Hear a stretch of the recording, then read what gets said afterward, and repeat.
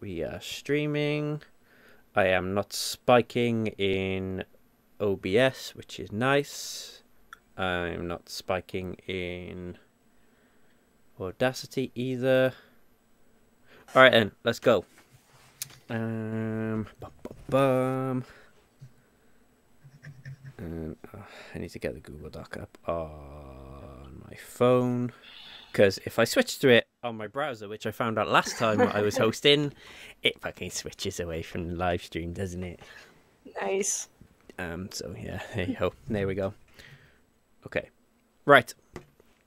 Let me load up timer ready as well, so I'm not fucking about with that. No. There we go, timer. Right. Okay, we good? Yep. Okay then, let's go. Hello everybody, it is Thursday, September 14th, and you are listening to the Talking Games podcast. We are at episode 162. I'm Hugh Parry, and I have three lovely co-hosts with me, who are Mr. Matt Wood. Hey, I'm lovely. Yes, you are, with that shaggy mop of yours. Mm. Miss Sam Suvak. Hello. And buonasera to Miss Kelsey Lavati. Hi. There we go. Very topical. Kelsey, tell us where you've been. Tell us about your travels briefly. I went to Sicily for 2 weeks. A lot of my grandfather's family's there, so we stayed in Sicily and visited a bunch of cities around my town. Nice. They have very big lemons there, I hear. Yes. True, If you wanted a souvenir, I could have got you like a lemon magnet. There were so many. Big lemons. All right. So, we're going to start off the show how we ended last time I was hosting. Also, I should explain. Bobby isn't here this week because he's imminently about to become a father. So, preemptive congratulations to him and his lovely wife, Karen. It's basically gonna be a brilliant birthday present for me because they're having their baby on Friday, which is my birthday, which I'm like 36 on Friday. I haven't been excited for my birthday in years. And this year I'm like, yay, this is great. So, yes, all the best to both of them. We all send you our love and hugs. I'm sure Bobby will be back when he can, and probably delirious from lack of sleep. But, hey ho, that's what he gets for... what was it I said to him earlier on? That's what he gets for letting his penis run riot. Jeez, Hugh. Was how I said to it. Was what I said to him. Hey, that's happen. Exactly. It'll happen. Here speaks the voice of experience from Matt. Right, so Sure. I've got kids everywhere. Not denying it. So, right, we're gonna go into a random quickfire edition of Kelsey's Fuck, Marry, Kill. So take it away, Kelsey. Give us what you're working with. Okay, I want to tell everyone that I was told to pick normal choices and no animal characters, in case you were hoping. As host, I feel I could veto this, but go ahead. So I have Alexa, Quiet from Metal Gear Solid 5, and a female shepherd from Mass Effect. Alexa being whom now? The Amazon Halo. Oh, right. Wait. Okay. Wait, who is Alexa? The AI? From Halo. Is Mm-hmm. it the AI? I thought that was Cordy poor something. Gordy Purdy. I don't know. Birder. I don't know. Okay. All right. Sam. Okay, I don't know who any of these are at all. So Okay. Sam, my we'll leave it actions to are do some Alexa, Googling. Quiet, and what was the other one? The female shepherd? Female shepherd. Yeah, because you can pick your history, and you can have male shepherd or female shepherd, but I wanted all ladies. Okay. It was all fellas last time, so that's fair. Yeah. Well, we're all about the Nice. diversity on the show. Okay, well, I will go first. I would probably kill Alexa. Fuck quiet. Fuck quiet. And marry female shepherd. Matt. Same. Sorry. All right, that's 2 people eliminated. Matt, you'll go. Boo, boo, boo, boo. Well. No deliberations, just tell us. Okay, what's all your right. picks? Well, Alexa, well, I guess we'll have to go. What is she, like Siri or something? I don't need that. Yeah, every time you push a button, you just get ding ding. Yeah. She's gonna have to get killed.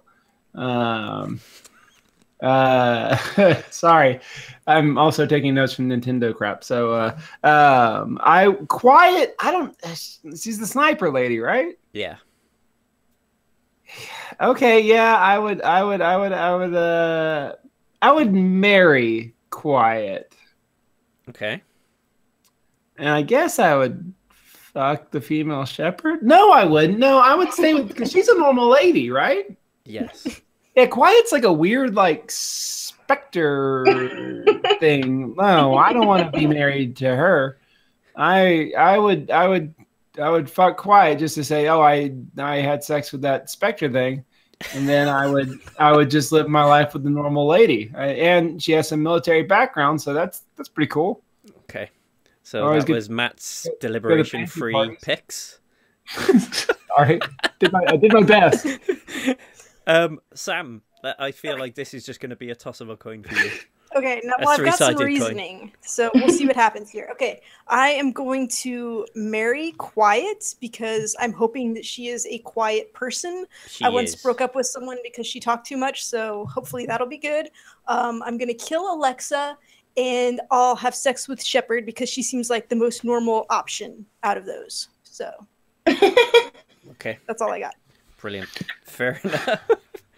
Right, and on that note, let's do some lightning rounds. I am going to pick on Little Miss going on holiday herself. Kelsey, you've got 3 minutes on the clock. Rock and roll. So, before I went to Italy, I bought a Nintendo Switch. Yay! So I got...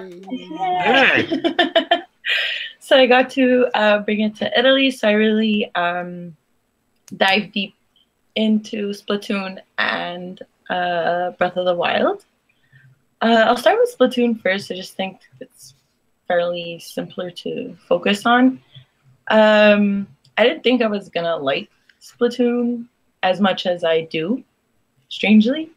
I'm very addicted to it, actually. Like, I spend the majority of my time on the Switch playing it. I don't know what it is, but I think the mechanics of the game are really interesting to me. Like, I like how different.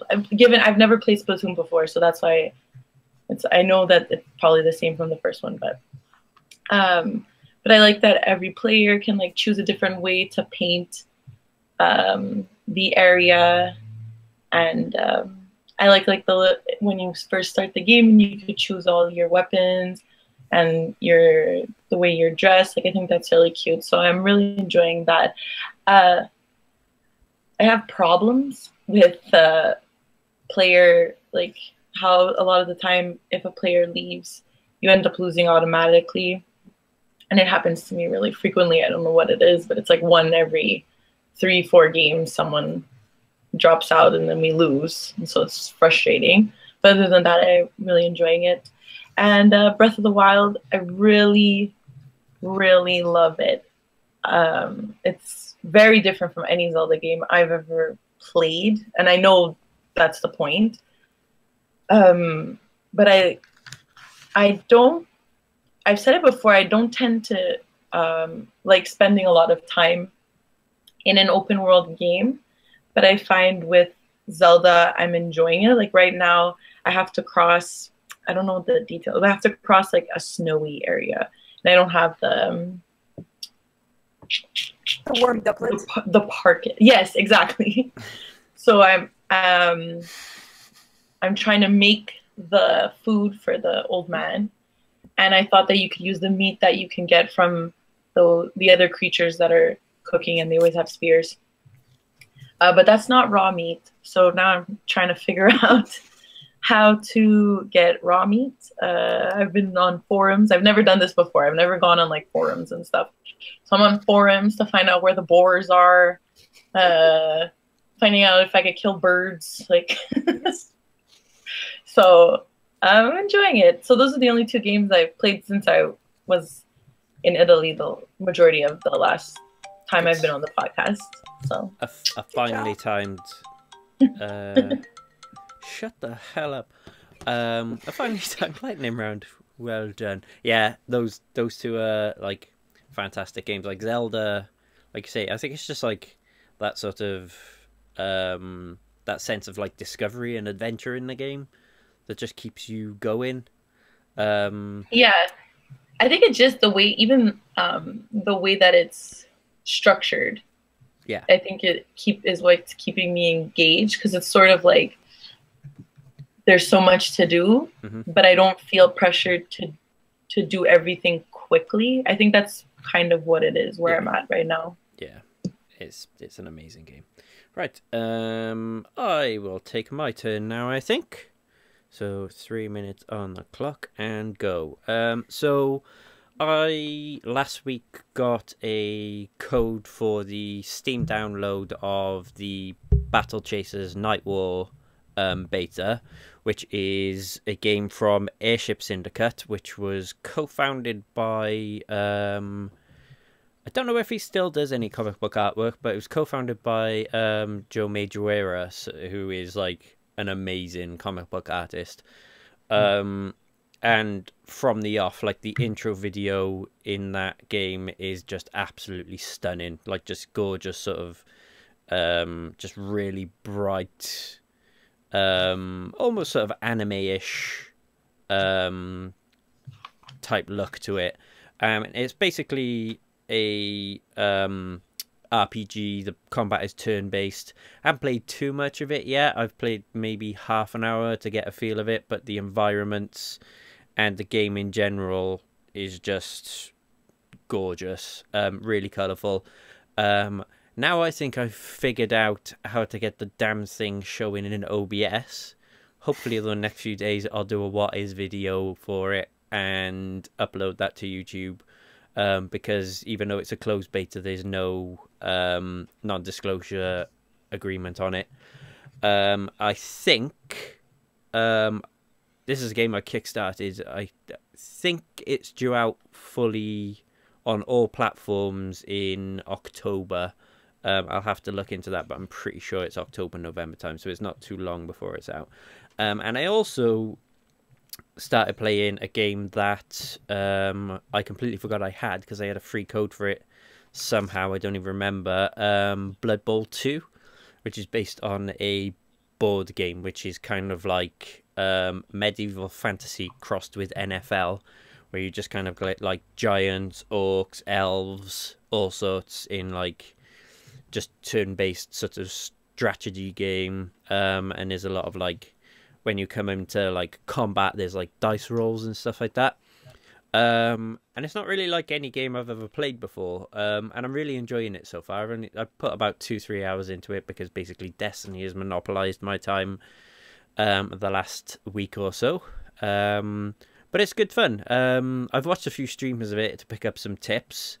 And I'm really looking forward to like diving into it, because I think I want to get more into tabletop gaming, and I think this might be a good way of sort of getting my head around that mindset. So hopefully playing this, I might well stream some when I do get into it a bit more, but that seems like a good fun game, and I think there's a new version of it out, which is like a complete version.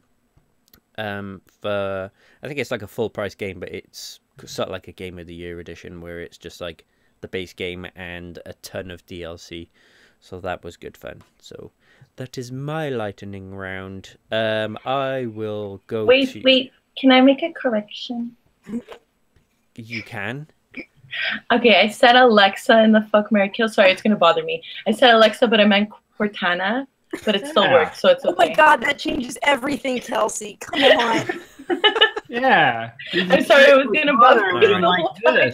Well, pseudo Siri, we'll just call her that.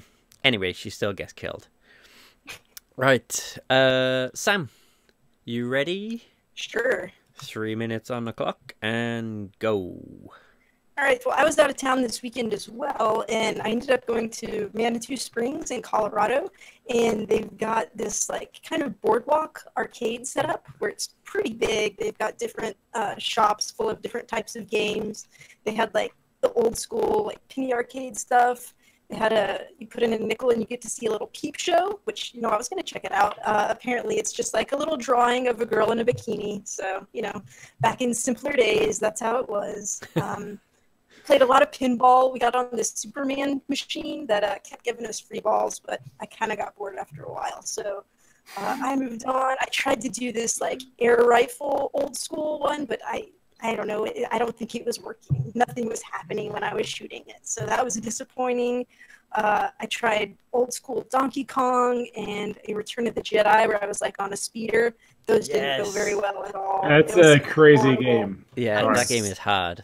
I'm so bad at those types of games. That's why I'm so happy with the current state of games. But then I played, there was this mechanical game where it was like you've got a NASA space shuttle, and it's kind of attached to a little central pillar, and you've got one lever that controls the height and one that controls the direction it rotates in, and you have to like navigate it around and get this little spring sticking off of it to touch the probes in the corner.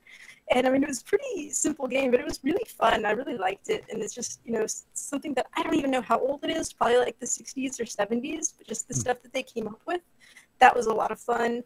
And then my favorite was they had this huge, it was like a mechanical horse race thing. And your horse was tied to a little skee ball lane. And depending on where you got your ball, you'd get a certain number of spaces to move. Oh, I've played those. Yeah, yes, it was so much fun. We did that 4 times, but we think it was rigged because every time we played, whoever was in lane 7 always won, and like kind of by a lot. So, but still, it was fun. And then the only other thing is just I did a lot of hiking this weekend, and like every time I'd be walking by and I'd see like any type of little insect dart up, I had to resist the urge to reach over and grab it because I've been playing so much Breath of the Wild, and I'm like, restless cricket, gotta get it, tireless frog, gotta get it. So chuck them in a pan and cook them. Yeah, that's all I got. Nice, cool. Well, congratulations on going outdoors. Yeah, it was awesome. It's scary out there. Cool. Right. Matt, you ready to go? Yeah, mine will be brief. That's okay. Yeah. Cool. Right. A very, very quick lightning round. Go. I played some Night Trap. I bought that a few weeks ago from Limited Run Games, but it's available on PlayStation and Xbox and all of the old standards. It's cool. It's cool to see a pretty low red, I can't remember FMV game, FMV game that's given the HD treatment. The interface is all up to date. You can used to when you play it on like Sega CD, like it would be a very slow DVD menu kind of setup. On a PlayStation 4, it certainly is faster. I don't know. It's kind of cool that this kind of niche thing exists. It plays well as Night Trap ever played, if not better. There's a lot of fun little special features. It's kind of nice to see this kind of cult classic get a little bit of an executive treatment. Aside from that, there's not that much more I've been playing.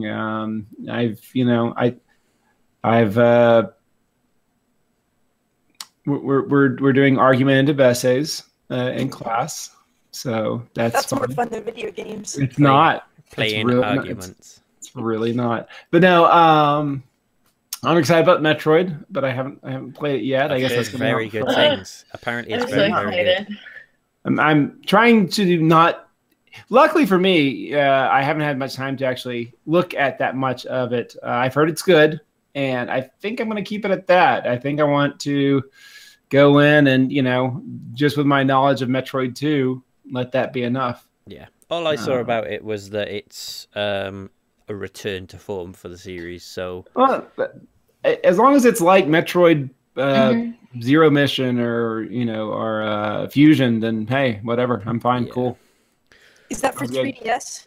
Yes. Yeah, and that's nice too. That that thing still. I expressed that when the Switch first came out. I remember being on the show and saying that. I mean, as nice as the Switch is as a portable system, it's not a 3DS. There's just there's that slight difference where you expect that a type of game to be on one system and not on the other. And I don't know. I'm glad there's still a little bit of life in the 3DS. Yeah. I don't want it to go away just yet. Well, because it's been great. I mean, Nintendo said that it wasn't going to go away, and okay, Nintendo are a pain in the ass with a lot of things, but if they say, "Hey, we're still going to support this system," generally speaking, you can take them on their word as far as that goes. So sure, right? They do like to lie, so yeah. I mean, they're at least they're going this week. They actually went. Yeah, we kind of fucked up with the NES Classic. We're gonna start producing them again, and don't worry about don't pay over the odds for the SNES Classic because I know that. Yeah, and they said don't pay over the odds for the SNES Classic. Although the pre-orders were a complete fucking mess, there will be plenty as far as Nintendo goes available. So Reggie's trying to reassure us. Cool. So I not to foreshadow too much, but the Direct, there are going to be cool games on the Switch. Okay. Well, we'll hear about that later. Right. So, quick news thing. I'm gonna address this. It's a serious thing, but I'm gonna address it with some levity because that's what we need right now. And I'm going to read Kelsey's comment on it verbatim because I've only just noticed it. So I put in our Google Doc, add any news items you would like to talk about. So Kelsey said, I guess PewDiePie, but I don't want to talk about it if you don't have to. I think our opinions on this matter are pretty clear, and I don't like him. So, yeah. That sums it up. Yes. Did you guys? Oh, sorry. Go ahead. Let's just say, racism is, and the word he used is never okay, never funny, never excusable, and it's about time that guy had some repercussions from his actions. Kelsey, I'll say one thing. Okay, go for it. I don't like him, and it's pretty clear. I really don't like PewDiePie. I don't. At all. And it's not the first time he does this, and it's annoying that I have to see his face all the time because of something stupid that he says, and that he constantly apologizes but clearly doesn't learn, that he says it comes out accidentally, but if it comes out accidentally, it's because it's in your vernacular every day, and it's very annoying. And I'm fed up of seeing him, Felix. I'm fed up of seeing you. Yes, I agree. And it's worrying the volume of people who are just like, oh, chill out. Yes. It's just he was just joking. He wasn't, it was said with no context. And it's he was playing a video game where he was angry at someone who he was playing against and he aimed it at them. And it's people saying that word isn't excusable at the best of times in context. Out of context, just do not use that word. You cannot make racist words such as that just you legitimize them, you legitimize the use of them when a person who has several tens of millions of followers on YouTube and he makes it okay. And I don't think his apology was good enough either, because he gave one of those, I apologize if I caused offense. It's no, dude, you apologize because you caused offense. Like, words are important, and if you say the word if, you're not understanding the fact that you were fucking offensive. So what you need to do is come out and say, I apologize for offending people because you were offensive. So we will move on from that now. So let's talk a bit about Destiny 2. I think this will be me and Sam on this one.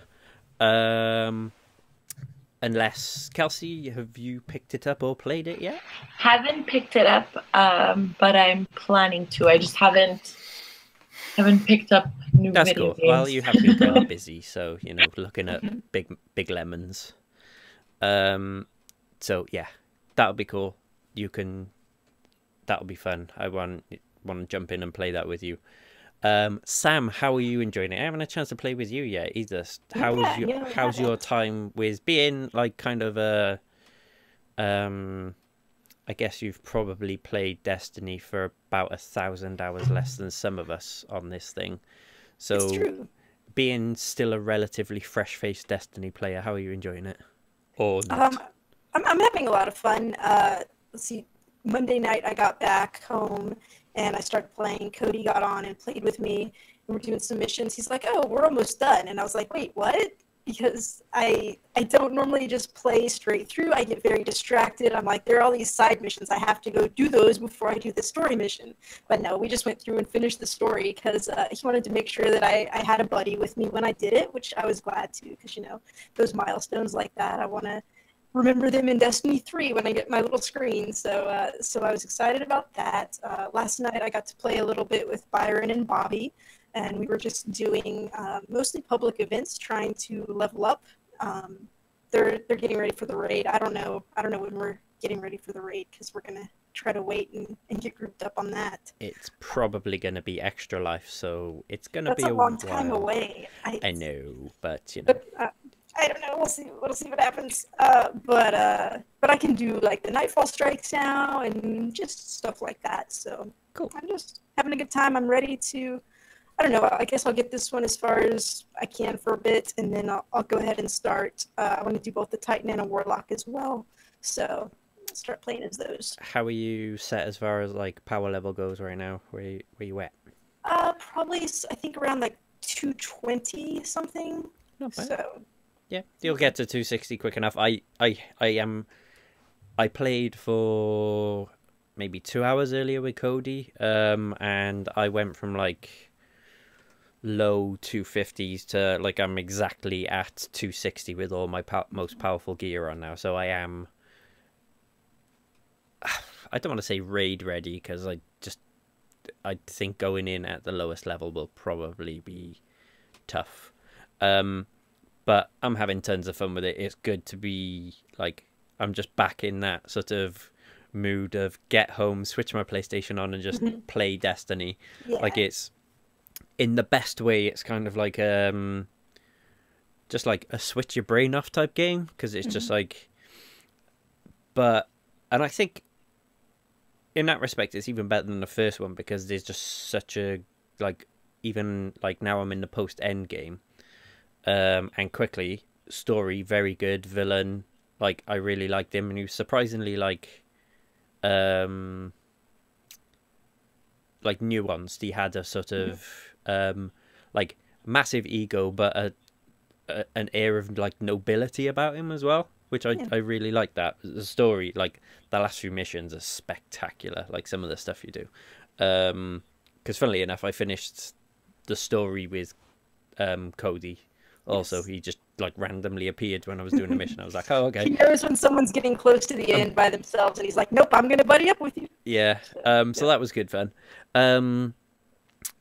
But there's just a good variation of like stuff to do in this now, and you always feel like you're moving forward. Like you get like the coins when you do something, so you can cash them in and up your reputation with somebody and get new gear. And like earlier on I think I like 4 or 5 times I went to different vendors and leveled them up and got like new engrams and stuff like that. So there's just right now it just always feels like I'm achieving stuff, and that's really good. So those leveling up things happen a lot faster with the vendors. So it's really satisfying. And I really appreciate that, because the first game like was a grind. Like it was, do the same thing over and over again, and you baby steps forward. Where it was like this time you play for a few hours and you feel like you're making good jumps forward. So yeah, I'm really impressed with it. I can imagine this is going to be a massive like time sink again for me. But I'm glad about that. Like it's nice to like. I think they've kind of nailed this, and it's good to see a developer of the scale of Bungie looking at what they did in one game and going, yeah, okay, we could have done better. We could have made a better game that was more engaging for people, and they've done that. Like you could see like the beginnings of it in the DLC, but people don't always want to buy DLC to see that stuff. So it's good to have that like core game be what I wanted it to be. Like this is what I hoped Destiny 2 would be. One more thing about that. So our Talking Games clan is all set up now. Yes. And so as you're out in the field doing stuff, you can see when you're adding points to the clan, and you get a little pop-up when somebody else is adding points to the clan as well. So that's exciting. And last night we hit level 2. So we got a perk where we're earning more glimmer now anytime we loot. So that's exciting. Yeah. So, and also if you there's like other little mini challenges every week as well. So I think if you do a certain amount of like Crucible matches with a clan member, you will earn like rewards for everybody in the clan. We got quite a sizable group now. I think we're up to about 24, 25 members. Yep. So awesome. And you can join on like any platform. So if you're playing on Xbox, eventually PC if you want. PS4, if you just search for Talking Games, send a request to join and we'll approve you and you can join us. But yeah, everybody's been rocking it so far. I keep loading the app up just to see like how much more XP we've got, and I'm like, yeah, we're getting there. But yeah, when we leveled up I was like, yes, this is amazing. Yeah, but the whole thing with the clans this time is really cool. I really like it. So Sam wanted to give us some horror news this week. Yes, so I love horror. It's not politics or anything, it's video game related, which is a relief. So the good kind of horror. Yeah. So what you got for us, Sam? All right, 2 items. First up, Resident Evil 7, the DLC Not a Hero, which was the free content that comes when you buy the game. It was supposed to be out this spring. It got delayed. They wanted to make sure they got it right and did it well. So that's coming out December 12th.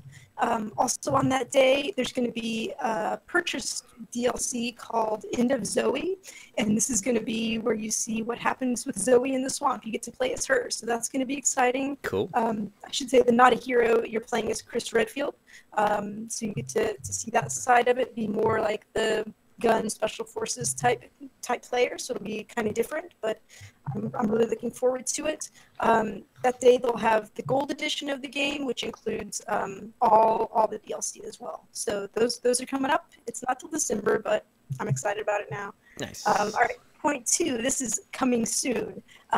Dead by Daylight is having a free weekend, and actually it's on all platforms. I think the Steam one has already started. The PS4 one starts Friday and runs through Sunday. So Dead by Daylight is a 4v1 game where one person is playing as the monster or killer, and everyone else is trying to either escape or kill the killer. It's similar to Friday the 13th, but it has like a lot of different types of villains and different setups rather than just like one franchise. So I'm excited to try it out, and it's going to be on sale for PS Plus members until the 22nd as well. Cool. So I think it's $30 normally. It'll be like $21 with the sale. So yeah, that's a game I've been interested in trying out. So I'll definitely jump on that and give it a go. Yeah, so I'm excited. I'm going to try it. I might try to do a stream this weekend at some point of it. Oh, okay, cool. Yeah. And that is all in the horror news. Okay, how is the Nintendo Direct looking, Matt? Over. Wow, they were prompt. They said 45 minutes. They gave us 45 minutes. They're always like that. Yeah. Yeah. All right. Screw it. Let's shit makes it brains. I'm excited. I've no idea what was in it, Matt. So give us the lowdown. Well, we'll start from the very top, or at least of where I began.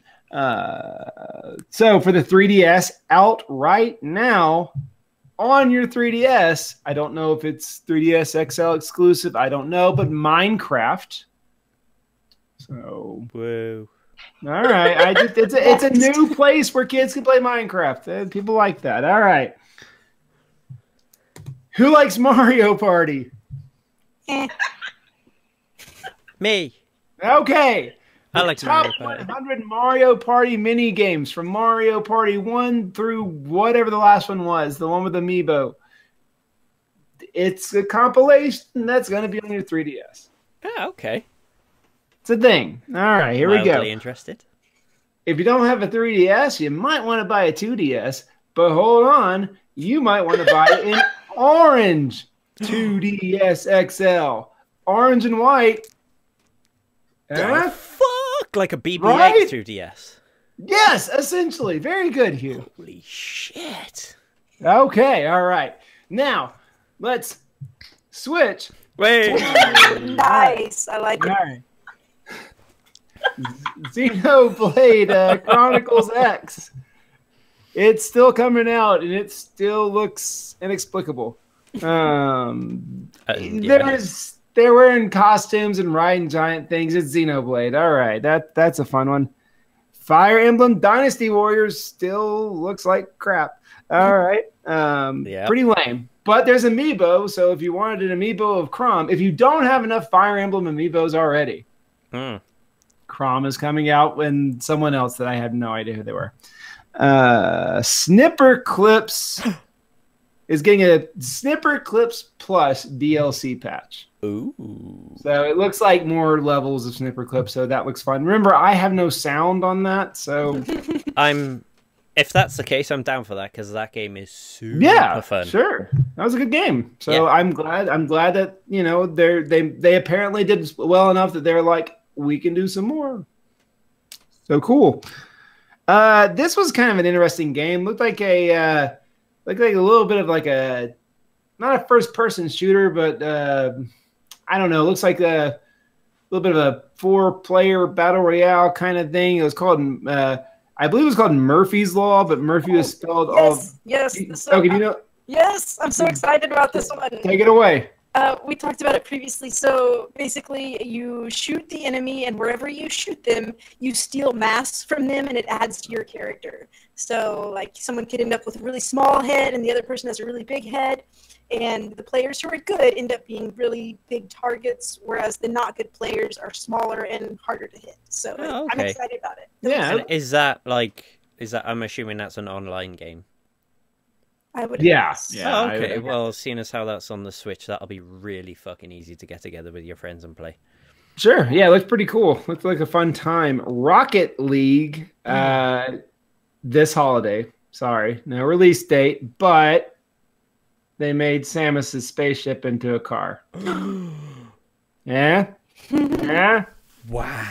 All right, so you got Mario's little hat car, you got Luigi's little hat car, boom, Samus's spaceship car.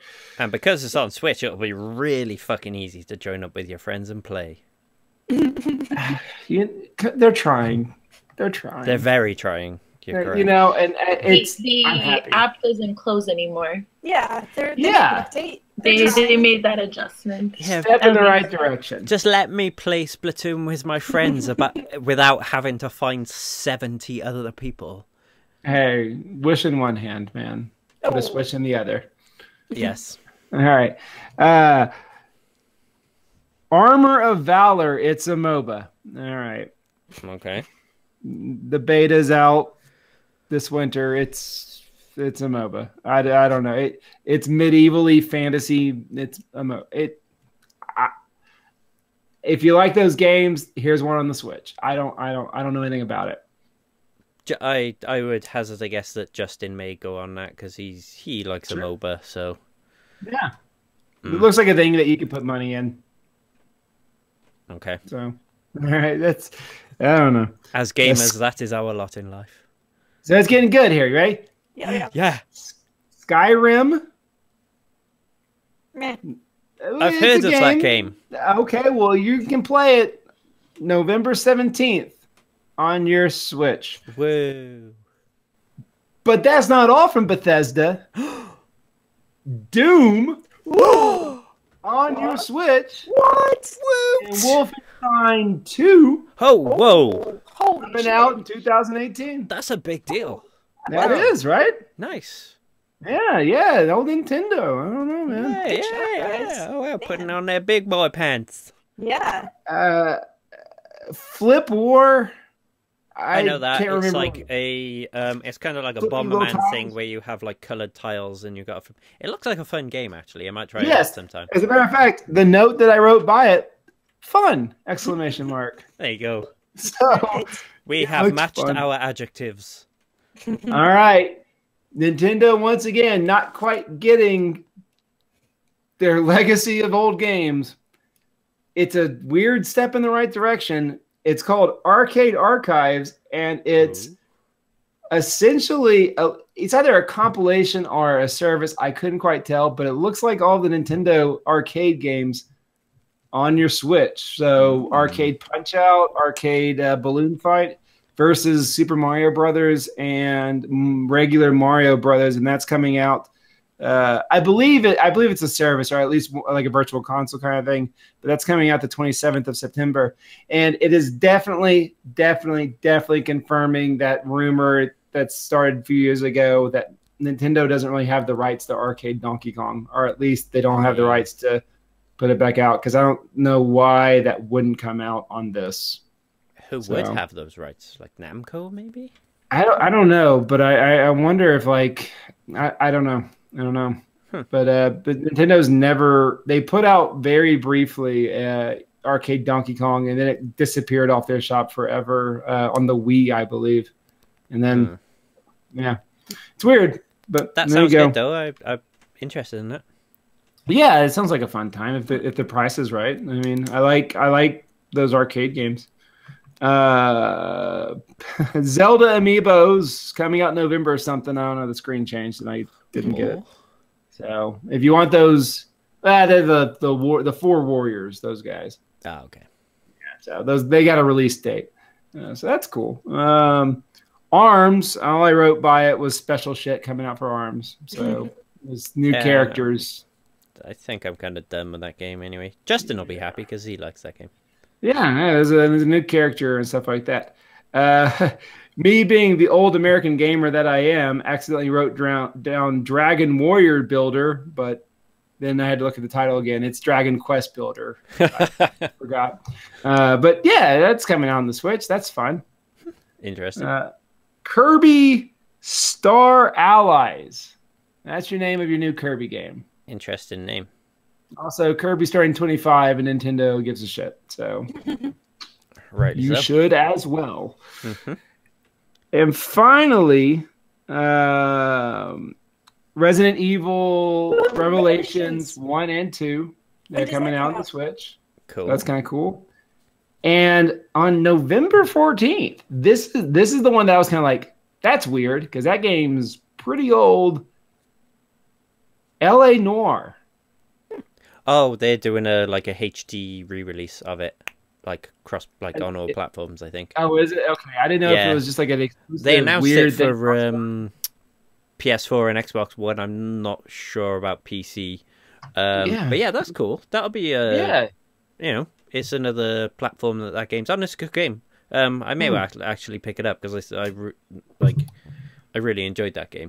I played it a little bit when it came out, but I never had time to really sit down and play it. So, I mean, it seems cool that they're... I mean, I thought that would be a property that Rockstar wouldn't revisit. And yeah, there you go. Cool. And I guess they're not... Oh, but wait. There's more. It's Mario. The Mario Odyssey. It's me. I got some bad news, guys. So first of all, the game looks great. I should get they showed you a little bit of gameplay, the hub, all that good stuff. So all the questions that you might have had about Mario, they kind of showed it. Mm-hmm. There's going to be a bundle. If you don't have a Switch yet, you can buy. I didn't see a price, but it's a Switch. It's Mario Odyssey, 2 red Mario Joy-Cons, and a nice fancy Mario Odyssey carrying case. So that seems like a fun deal. It's a way that, I mean, I'm sure that this is one of those things that GameStop will have. They won't have just the Switch by itself, but they'll have this thing. So there you go. That's fun. They showed a bit of a montage of Mario running around. You know, he's a Lakitu, he's a turtle, he's all of these crazy things. And then they showed him at the beach wearing a swimsuit. Oh. Yep. Did he have like a little overhang? Mario doesn't have nipples. Oh, weird. Oh my goodness. Well, you know, they're kind of superfluous on men anyway, so. No, Hugh, we cannot just brush this aside. Nintendo made a choice here. Maybe. He could have worn a tank top.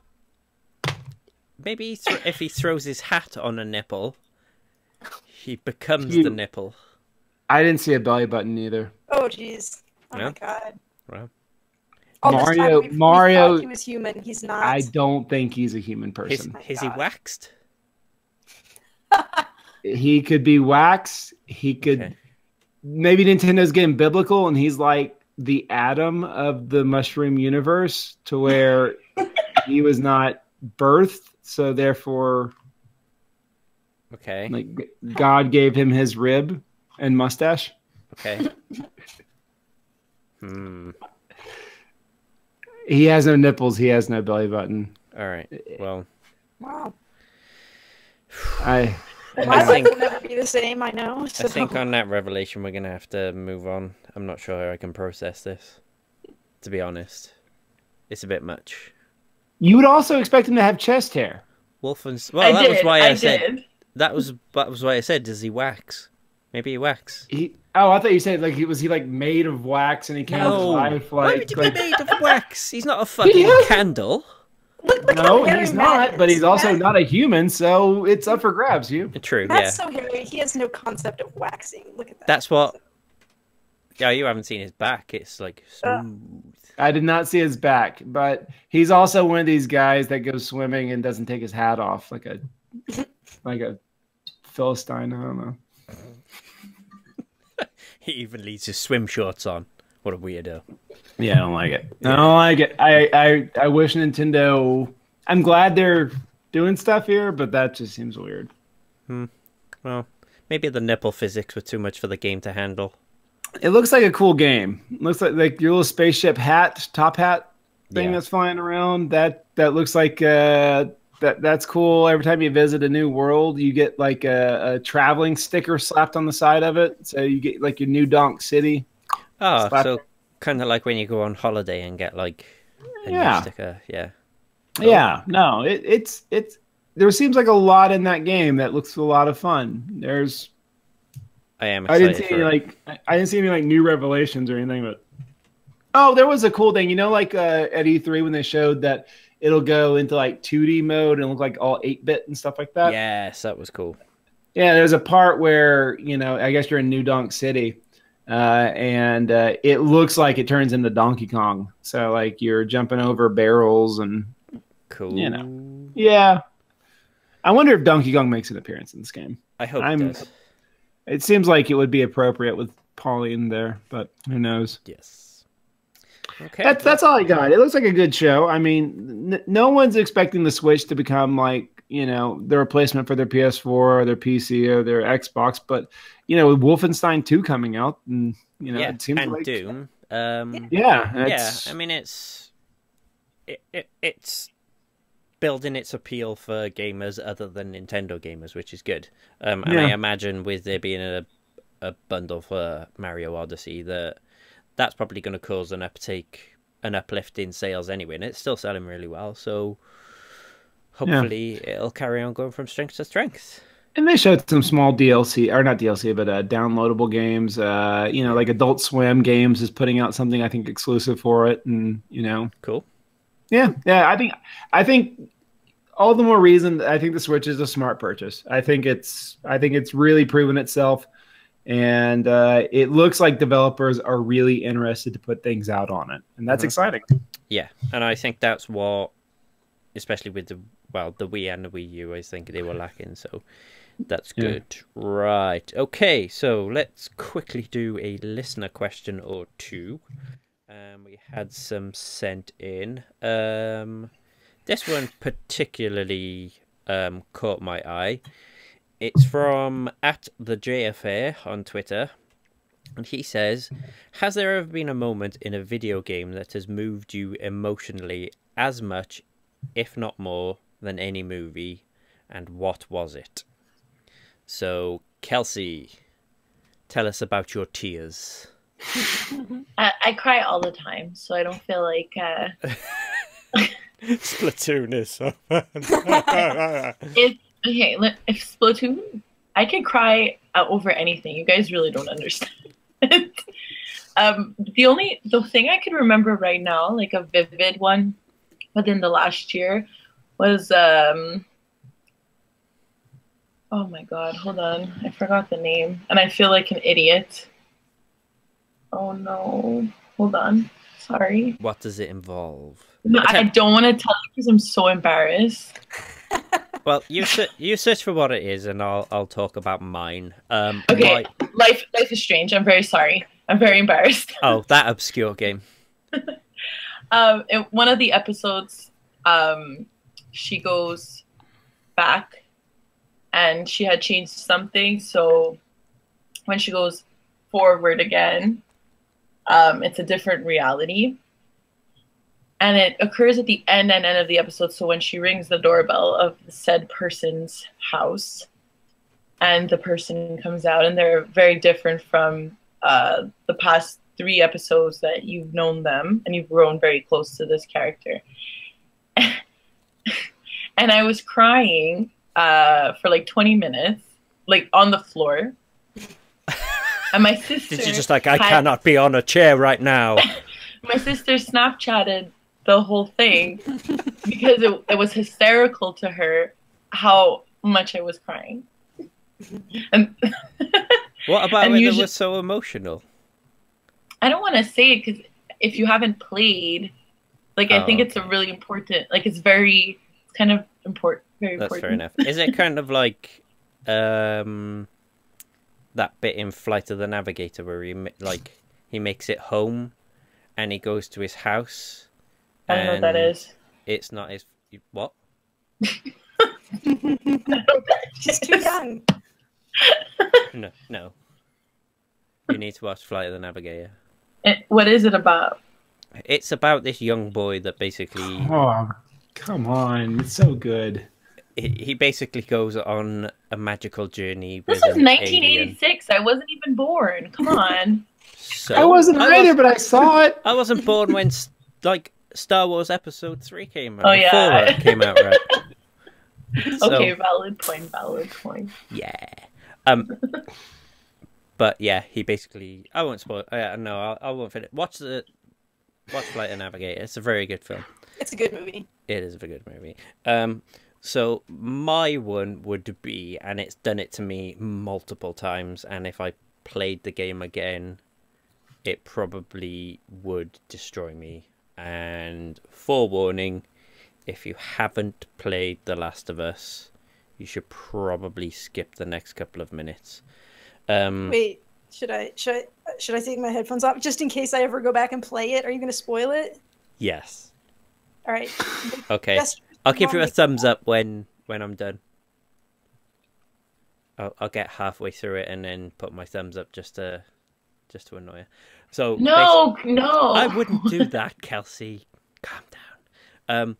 So the game starts and you have like this section where Joel, the main character, is with his daughter. And you have he's going off to work, he works late, and she's waiting for him at home, and he carries her up the stairs and he puts her to bed, and they just do this really good job of establishing the like relationship between them. And there's this bit where she buys her a watch, cry.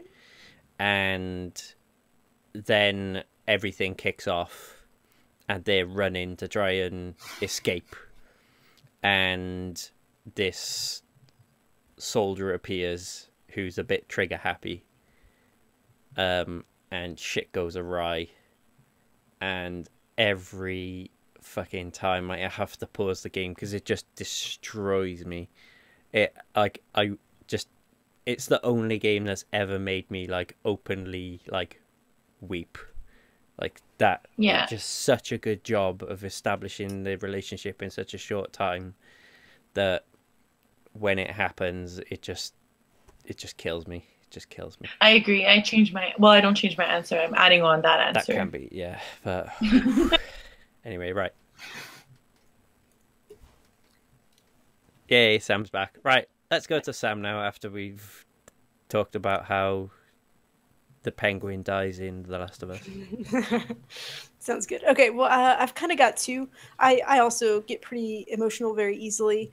But just Gone Home, the whole story, the playthrough, the way it develops, the way you slowly learn things, that emotional journey, and it's a roller coaster, man. It gets you up and down.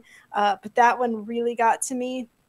But then the one that made me cry the most, like this is probably the second hardest that I've ever cried in life, period, was Horizon Zero Dawn. And not even the main story. You go through and you collect these viewpoints, and once you have them all, they've got little text with it that tells a story. And when you go through and read them in order, it's basically this guy writing letters to his mother who has already passed away. It's the end of the world. You know, he was a bad kid. He got into a lot of things. He turned his life around, and it's just him acknowledging how much his mother did for him, and how much she meant to him, how much he loved her. And it's just so well done. It has nothing to do with the main story at all. It's just this extra little thing, a little slice of life at the end of the world. And it is so good. And I just sobbed the whole time I was reading it. So. Yeah, I actually went back and looked at that, and it is like really sad. But like the bit when Aloy goes to find that person at the end of the game, that got me too. I was just like, oh my god. So yeah. Well, I mean, there were points through the main story as you're learning stuff that got me as well, but that was just the one that did it the most. So. Yeah, there's some really good like emotional story bits in that game. So, Matt, I'm guessing yours might be like Tears of Joy over DuckTales. No. Oh no, I mean it's wonderful, but no, I don't think I've ever really cried. You know, I will probably say the most emotional moment in a video game, the one that like I think like has a chance. So like to start this, movies can make me cry no problem. I will cry in anything. Like embarrassing. You should have seen me in the cinema when I was watching The Force Awakens, when Kylo Ren did what Kylo Ren did. I was fucking gone. Dude, as soon as the word Star Wars appeared on the screen and I heard that music, I started crying. I was like, what is happening? Why it's just words I and can music. do that to myself mentally. So yeah. But there is a lot of things that, you know, that got me. I think like when Leia like showed up in The Force Awakens, I'm like, oh, why I'm crying again? Okay, there's 3PO. I shouldn't be crying at that. I'm gonna be it was the same. I'm gonna be an absolute fucking mess watching episode 8. Yeah. I still haven't dealt with the fact that Carrie Fisher has died. But the most emotional moment in a game, so in Wind Waker, when Link goes sailing away from his grandma, and they have the music kind of swells up, and he does that little like wave. It's I don't know. But he just gave this face that was so just sad and dejected. Yeah, and like, and his grandma, she's like, "Oh, if he's gone for 3 months, I'm just not gonna be here because I'm knocking on death's door right now. I'm crazy old on this island." And it's just, it's so sad because he's like, "Well, I'm going to save my sister. I'm sorry that neither grandkid's gonna be with you when you die. Goodbye, Grandma." Yeah. Make sure I'm in your will. Bye. Yeah. Yeah. Oh, the will. Was she gonna leave him a broom and a hut on an island? Come on. Well, it might be a nice hut. Also, retraction. He's got nipples. Oh, there you go. See, Matt, you are so unreliable. I know. Journey that we didn't need to go through. I am not a journalist. I'm so sorry. You're not very good at evaluating tatties. Here I am. It was a 1 second clip at most. He was like doing this little run, and then I was like, I didn't see any nipples. Entire time you were like clambering for the nipples, just like, where are the nipples? Because I saw it flash by, and then I thought to myself, did he have nipples? And for what it's worth, you can look. It's on Nintendo's official Twitter. The perverts. There's no indention, so it could just be little paint-ons or something. Pasties. Exactly. Pasties. Little Mario pasties. But yeah. That Link's grandma. She made me cry. Oh, okay. Yeah, sort of. R.I.P. Link's grandma. Oh yeah, she's definitely dead. That game was like 2003. No way. Dunzo. Oh yeah, she's well gone. Yeah. She is dust in the wind, dude. R.I.P. Dust, wind, dude. All right, on that obscure movie reference, Kelsey, did you get that one? Oh my god, have you seen Bill and Ted's Excellent Adventure? I saw one. Is there only one? There's two. There's Bogus. Well, there's only one Excellent Adventure. The other one's Bogus Journey. So yeah. Okay, I saw the one where they're in their class. Okay. I can't give you any more information. Okay, that's fine. What? Yeah. Okay. Yeah, that's fine. As long as you've seen Bill and Ted, that's fine. I feel like we need to. I need to invade you and have a movie night with you and just sit you down and be like, right, so this is The Last Starfighter. This movie's fucking awesome. It's a pretty good movie. It is a pretty good movie. It's a pretty good movie. Mm-hmm. Right, so on the revelation that Kelsey has seen some movies from the 80s. Was Bill and Ted in the 80s? Yeah. Probably pretty late 80s, too. I would say Bogus Journey is probably 90s. Yes. There we go. On that revelation that Kelsey isn't a complete Philistine. I love you, Kelsey. You're amazing. That is it for episode 162 of Talking Games. You can find us on Twitch at YouTube. Not Twitch. Fuck's sake. You can find us on Twitch at YouTube. It was hard to get that name. Yeah. You can find us on Twitch, Facebook. You can find us on YouTube at youtube.com/talkinggamesvideos. You can find us on Twitch at twitch.tv/talkinggames. You can find us. We also have a Facebook page, which I've neglected to tell anybody until I tweeted it about an hour ago, at facebook.com/talkinggamespc. You can find us on Twitter at talking_games. And if you want to send us an email, you can email games@talkingcomicbook.com. Or if you go on the Facebook page, which I just mentioned, there's a nice button, which is just one click, which is, if you're all about the brevity, then epic. So yeah, that's... Can I say one thing? Oh, are you pulling a Bob Ryer?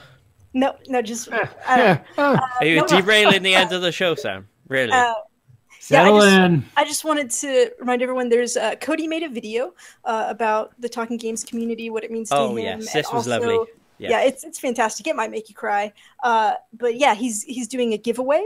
There's a Bungie is released some pins that are they're for the For Destiny, and they support the Hurricane Harvey victims. So we're having the giveaway for the pin. So just go watch that video, leave a comment, and get included in that giveaway. I think it goes till the end of September. So yes, I believe that is the case. So yeah, click and like that video on youtube.com/talkinggamesvideos on our YouTube Twitch website thing on Facebook. Right, so you can find me on Twitter at I am at H_Paz. Kelsey. Kelsamus, KELSSAMUS. Matt. I am at, I'm going to take a moment here. I'm at Johnny Matt Wood. But if you are a comic book fan and a fan of Brian Michael Bendis's Avengers, this Friday is our 0 episode. Your birthday, Hugh. Your birthday, Hugh. Yes, happy birthday to me. Happy birthday, Hugh. It's all for you. That's what that lady said to Damien in The Omen. Yeah. Oh, God. Well, right before she killed herself. So. Not too far removed. So, but yes, my friend Brian Keown and I, we have been working all summer long on a podcast that we've kept sort of secret. It's not a secret anymore. It's a daily podcast, Monday through Friday, starting this Friday and then picking up Monday. It's called Bendis Assembled, and we are going to go issue by issue all the way through 232 Avengers comics by Brian Michael Bendis. Yeah, 9 years worth of comics, and it's gonna be a thing. But it all starts Friday. You can be the person that said, I was there at the beginning. I've been listening to Bendis Assembled ever since they started. This is your opportunity. I feel like this is probably the biggest podcast launch since Talking Trousers. Well, we were going to name it Talking Bendis for a while, but we were like, I'm not doing that. I don't want to. Yeah, that's making tried now. yeah, but no, you should check it out. It's gonna be a load of fun. At least I hope it is, because we put a lot of time in this. I'm sure it'll be great until you have some weird Welshman on there talking. Oh yeah, that's definitely gonna happen. Might get a bit ropey around there. I know it's and people still don't quite understand exactly what it is, which is cool. I can't wait for them to figure out that we recorded that first episode in like late May. So I can't wait for like, hey, can y'all change this? And I'm like, yeah, we can in like 70 episodes maybe. All right, so I take it back. Matt is the one who pulled the Bob Ryer on this episode. Yes, absolutely. Yes, absolutely. Which is good. I'm happy for you to plug in your podcast. It's exciting. That comparison's been made before. Sam, check it out. Where can we find you on YouTube, Twitch, Facebook, Twitter, website? Twitter at SKSUVAK. Brilliant. Cool. Right, this has been Talking Games. Thank you, Sam. Thank you, Kelsey. Thank you, Matt. So it's Cortana, right? Yes. But she's dead anyway. Thank you, Hugh. Thank you for joining us. Until next time, be good to one another. I feel like that was slightly chaotic than last time, but still,